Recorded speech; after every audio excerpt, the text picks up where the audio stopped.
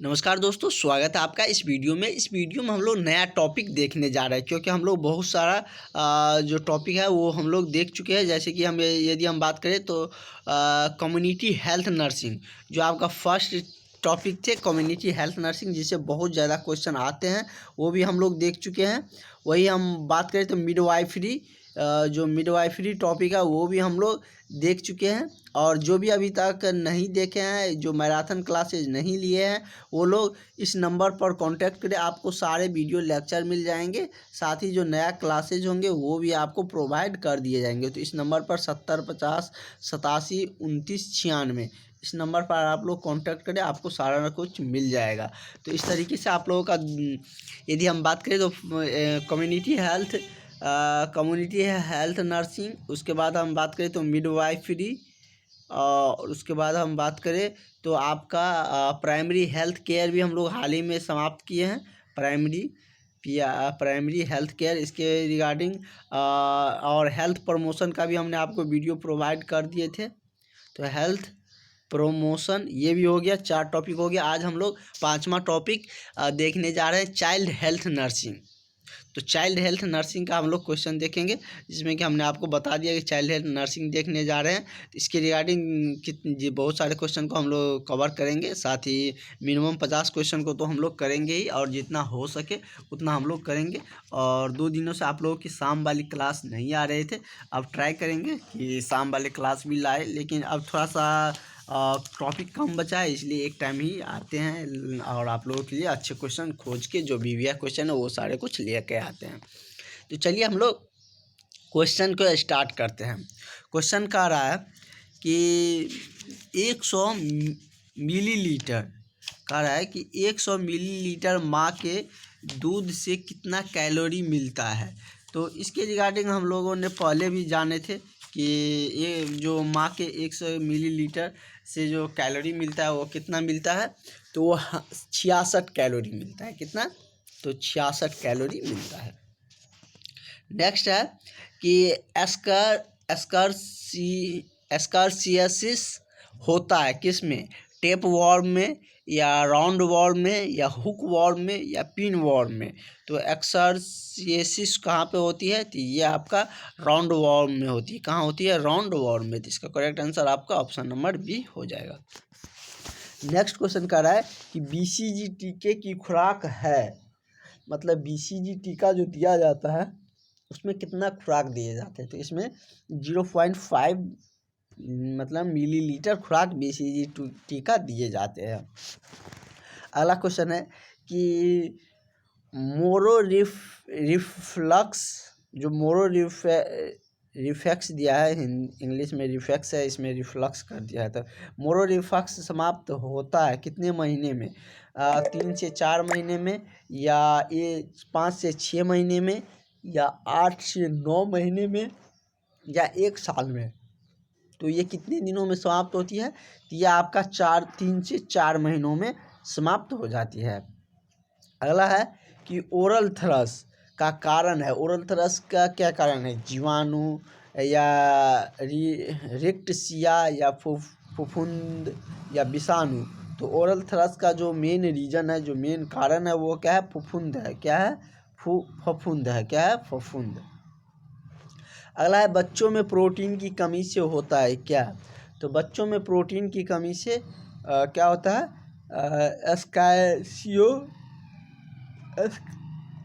एस्काइसियोर कर हो जाते हैं। इसका करेक्ट आंसर क्या हो जाएगा? ऑप्शन नंबर आपका सी सही हो जाएगा। रतौंधी आपको पता है किसकी कमी से होती है? तो विटामिन की कमी से होती है। नेक्स्ट है कि माँ के दूध में पाए जाने वाला इम्यूनोग्लोबिन का नाम क्या है? मतलब इम्यूनोग्लोबिन क्या है? तो मतलब कि माँ के दूध में जो इम्यूनोग्लोबिन पाया जाता है, उस इम्यूनोग्लोबिन को क्या कहा जाता है? तो उसको, जैसे कि आपके ऑप्शन में दिया गया है, IgG, या IgM, IgE, या IgA। तो माँ के दूध में जो इम्यूनोग्लोबिन होती है वो कौन सी होती है? तो वो IgA होती है। कौन सी होती है? IgA। नेक्स्ट क्वेश्चन देखते हैं। अगला क्वेश्चन कह रहा है कि किसके बचाव के लिए BCG का टीका दिया जाता है? चिकन पॉक्स के, क्षय रोग, खसरा, या डिप्थीरिया। तो किसके बचाव के लिए दिए जाते हैं? तो ये आपका क्षय रोग के बचाव के लिए दिया जाता है। किसके बचाव के लिए? क्षय रोग के बचाव के लिए BCG टीका दिया जाता है। नेक्स्ट है कि 12 से 15 महीने का बच्चा सीखता है क्या? सीधे चलना या सीढ़ी पर चलना या चम्मच प्रयोग करना या आसान शब्द बोलना। तो 12 से 9 महीने का बच्चा जो सीखता है वो क्या सीखता है? तो वो सीधे चलना सीखता है। क्या सीखता है? सीधे चलना।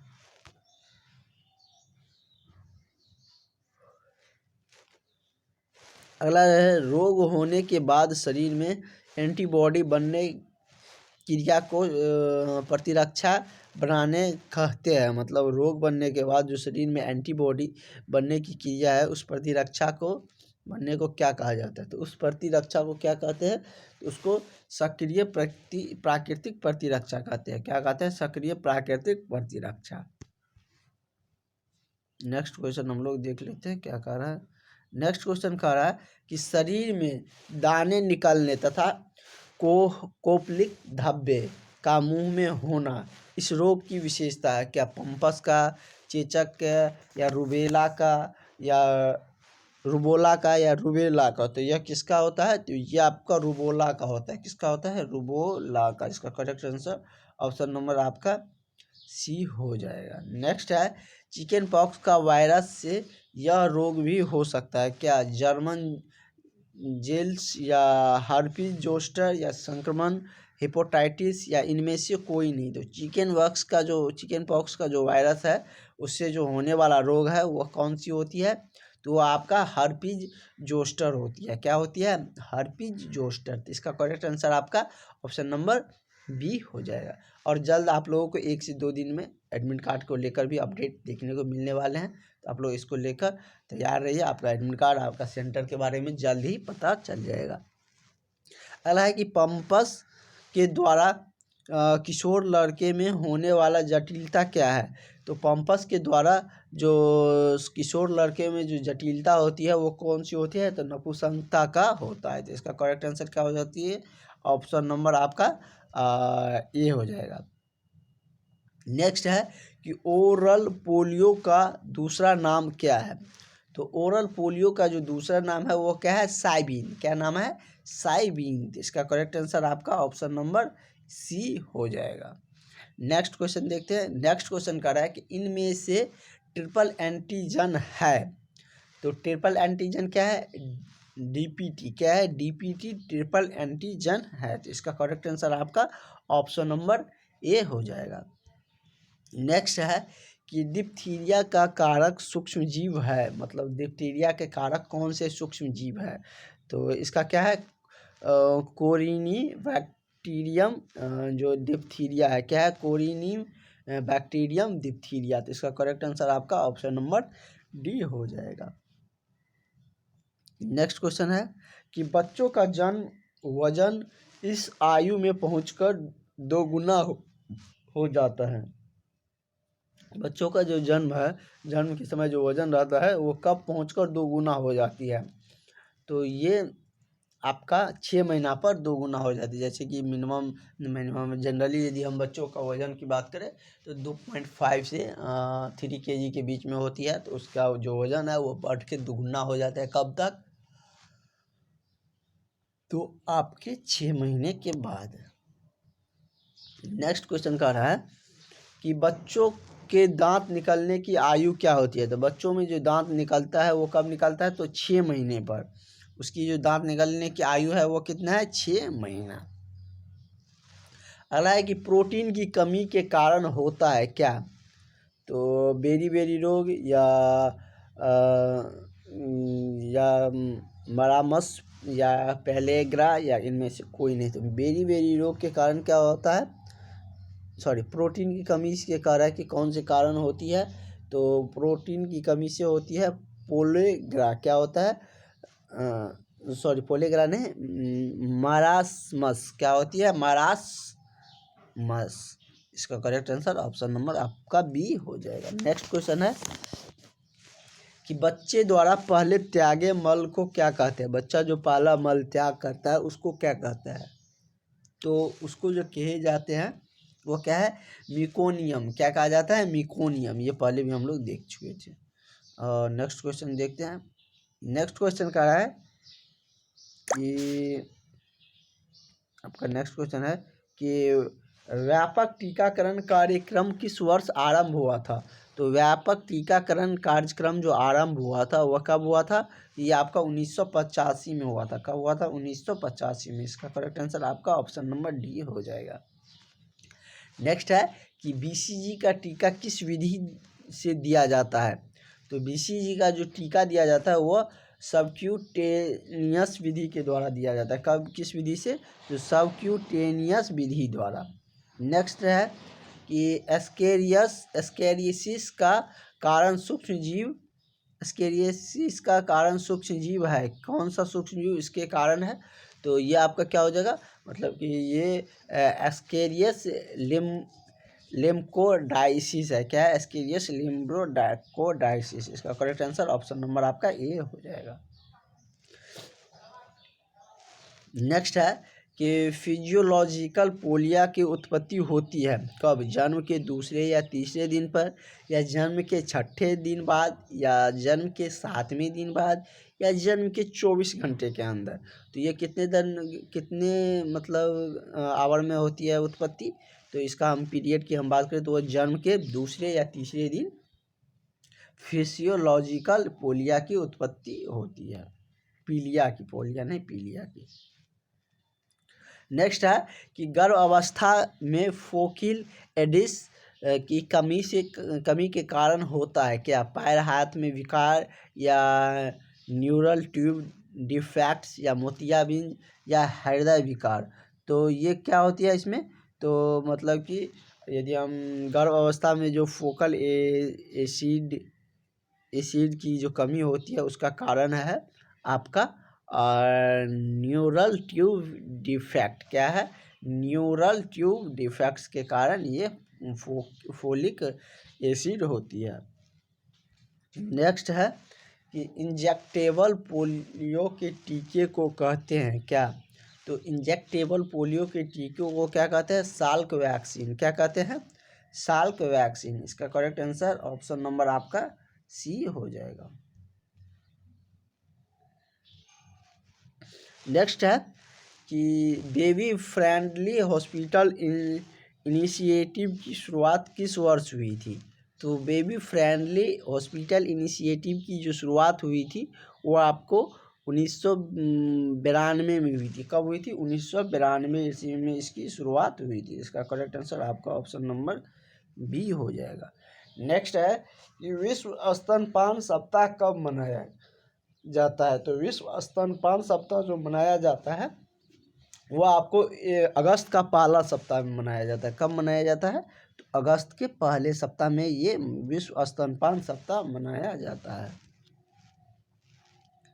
नेक्स्ट है कि क्लेफ्ट लिप या क्लेफ्ट पैलेट के बच्चे को मिमिक करते समय होने वाली प्रमुख मुख्य जटिलता है वो क्या है, तो वो आपका है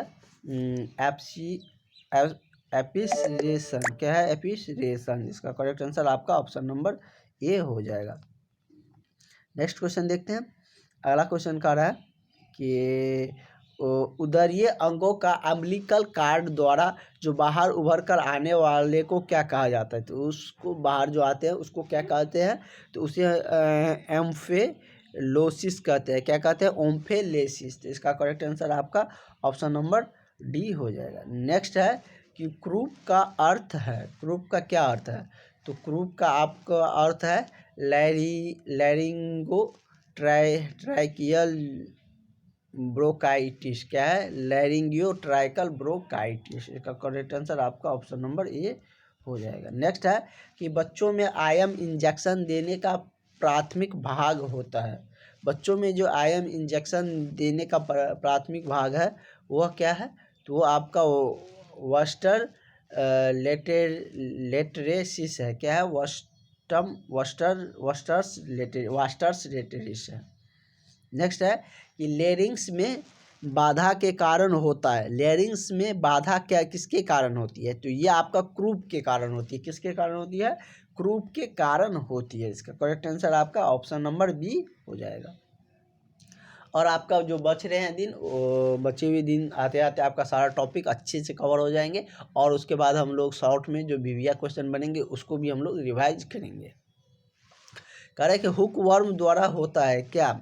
तो हुक वर्म द्वारा होता है एस्केरिएसिस। एस्केरिएसिस क्या होता है? एस्केरिएसिस। इसका करेक्ट आंसर आपका ऑप्शन नंबर ए हो जाएगा। नेक्स्ट है कि पीईएम का दूसरा नाम है। पीईएम जो प्रोटीन एनर्जी मल न्यूट्रिशन है, उसका दूसरा नाम क्या है? तो उसका जो दूसरा नाम है वो आपका क्या हो जाएगा? वो क्वासियोर है। क्या है? क्वासियोर का। इसका करेक्ट आंसर आपका ऑप्शन नंबर डी हो जाएगा। नेक्स्ट है कि इन्फेंट के पोषण का सूचक होता है क्या? तो इन्फेंट के पोषक का जो सूचन है वो वजन होता है। क्या होता है? वजन इन्फेंट के पोषण का सूचक है। नेक्स्ट है कि नवजात शिशु की आँखों में जो गोने को खाई संक्रमण को कहते हैं क्या? तो नवजात शिशु की जो आँखों में गोने काई संक्रमण होती है उसको क्या कहा जाता है? तो उसको एप्थेलेमिक नियोनेटोरव कहा जाता है। क्या कहा जाता है? ऑप्थेल्मिक नियोनेटोरव कहे जाते हैं। नेक्स्ट है कि डिलीवरी के पश्चात पहले 3 दिन तक स्तन से निकलने वाली पीला गाढ़ा स्त्राव को क्या कहा जाता है? तो उस पीले गाढ़े स्त्राव के बारे में आप लोग जानते होंगे, इससे पहले भी हम लोग एक बार देख चुके थे इसको। तो उसको क्या कहते हैं? मिडवाइफरी में भी ये क्वेश्चन हमको मिला था। तो उसको क्या कहते हैं? कोलोस्ट्रम कहते हैं। क्या कहते हैं? कोलोस्ट्रम। इसका करेक्ट आंसर आपका ऑप्शन ए हो जाएगा। नेक्स्ट है कि स्कूल की आयु में विकासशील कार्य होता है क्या?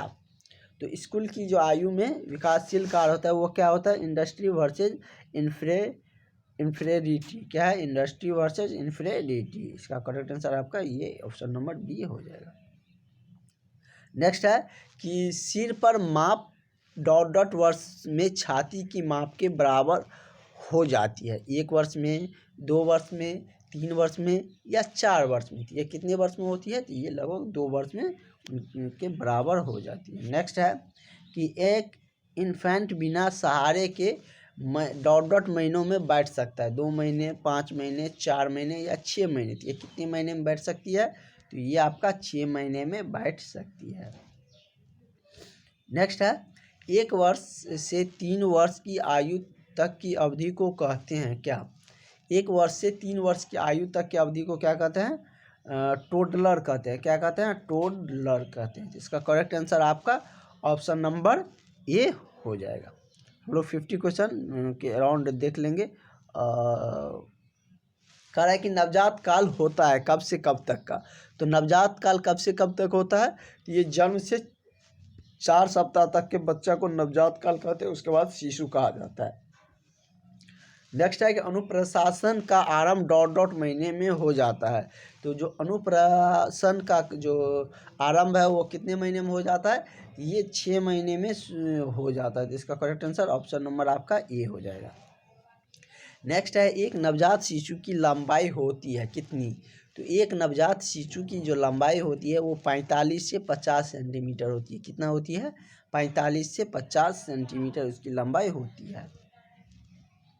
नेक्स्ट है कि पहले 6 महीने में नवजात शिशु की लंबाई की वृद्धि दर कितना होती है? तो पहले 6 महीने में जो नवजात शिशु की लंबाई दर है वो कितना होती है? तो 2.5 सेंटीमीटर पर मंथ होती है। हालांकि जन्म के कितने महीने बाद chest circumference and head circumference समान हो जाता है? ये हमने देखे भी थे अभी। 6 मंथ के बाद लगभग सिर के और छाती के मतलब कि सर्कमफेरेंस क्या हो जाती है? परिधि मतलब वृक्ष और सिर की परिधि बराबर हो जाती है।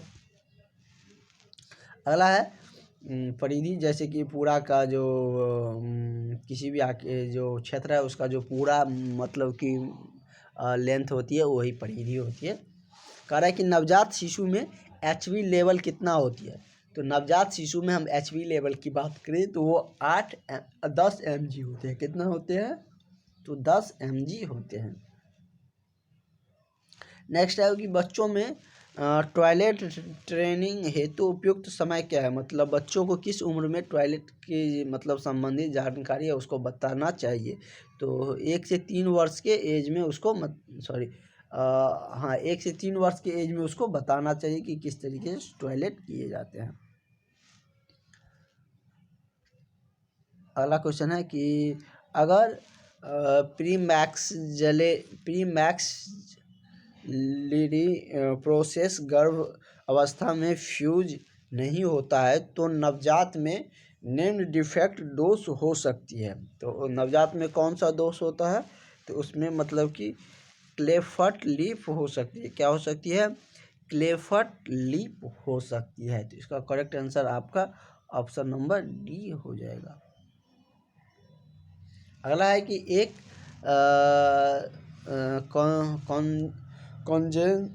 कॉन्जेनिटल जन्मजात ऑर्थोपेडिक डिसऑर्डर जिसमें कि बच्चों के पैर और प्लांटर फ्लैक्सेड होती है और अंदर तक मुड़ जाती है, उसको क्या कहते हैं, उसको हम लोग मतलब कि एंकलेट डिसलोकेशन और क्लब फुट भी कहे जाते हैं। अगला है कि निम्न में से कौन सा रोग जन्मजात कुर्चना का है।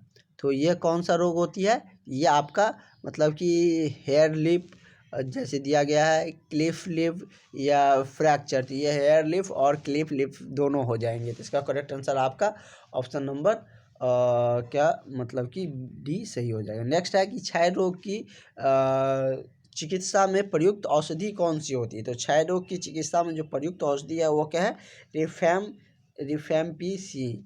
तो इसका करेक्ट आंसर ऑप्शन नंबर आपका डी हो जाएगा। नेक्स्ट है कि परजीवी संक्रमण से होने वाला रोग क्या है, मतलब दूसरे जीव से संक्रमण किसके कारण फैलता है। तो ये मलेरिया से परजीवी से संक्रमित होने वाला रोग है, मतलब कि मलेरिया मच्छरों से होती है। हालांकि पैर का वह विकार जिसमें चलते समय पंजा धरातल से ऊपर और एड़ी धरती पर होती है, तो उस विकार को क्या कहा जाता है। तो उस विकार को क्या कहते हैं, तो उसको टैलीपीज कैल्केनियम कहते हैं। क्या कहते हैं, टैलीपीज कैल्केनियस। इसका करेक्ट आंसर क्या हो जाएगा, ऑप्शन नंबर आपका अभी हो जाएगा। और हम लोग आगे का क्वेश्चन नेक्स्ट वीडियो में करेंगे। तो इस तरीके से आप लोगों का समय से पहले सारा कुछ रिवाइज हो जाएगा, जितने भी टॉपिक है। उसके बाद हम लोग वीवीआई क्वेश्चन भी कवर कर लेंगे। आप लोग धैर्यपूर्वक पढ़िए, एडमिट कार्ड आपका जल्द मिल जाएंगे। आपके सेंटर, आपके एग्ज़ाम भी अच्छे ढंग से चलेंगे। उसके लिए बीटीएससी सारी जो व्यवस्थाएँ हैं वो कर रही है। Thank you.